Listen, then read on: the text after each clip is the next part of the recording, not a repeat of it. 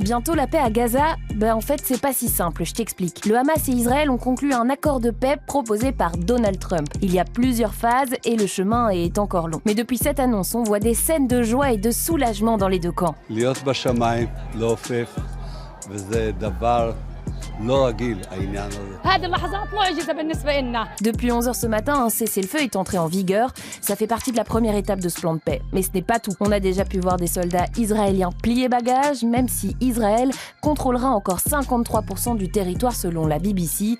Les troupes devront se retirer étape par étape pour avoir à terme un retrait total. Ensuite, autre point crucial, la libération des otages. D'ici lundi ou mardi, les 48 otages vivants et morts retenus par le Hamas seront rendus à Israël et au moins 2000 détenus palestiniens seront libérés. Mais qu'est-ce qui va se passer après? Si cette première phase est réussie, la deuxième s'enclenchera. Pour l'instant, on parle du retrait et du désarmement du Hamas, mais quid de la gestion du territoire? Du coup, a priori, ce serait un comité de Palestiniens apolitiques qui se chargerait du quotidien, le tout sous la supervision d'un organe de transition, à savoir Trump et d'autres experts internationaux. Mais bon, il reste encore des points très fragiles qui pourraient faire échouer le plan de paix. Déjà, la deuxième phase doit encore être négociée. Il n'est pas sûr que le Hamas décide de déposer les armes et qu'Israël accepte de retirer totalement ses troupes.